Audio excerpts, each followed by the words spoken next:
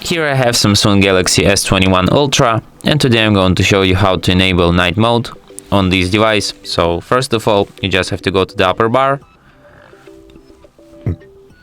and here you have this button, Eye Comfort Shield. Tap on it once and you can enable this mode. By holding your finger on it, you can also access some of its settings.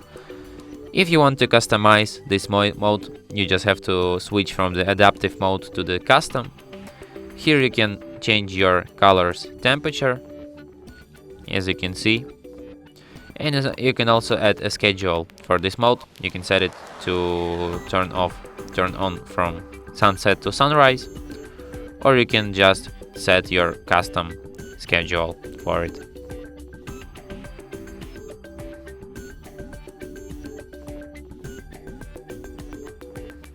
And that's it.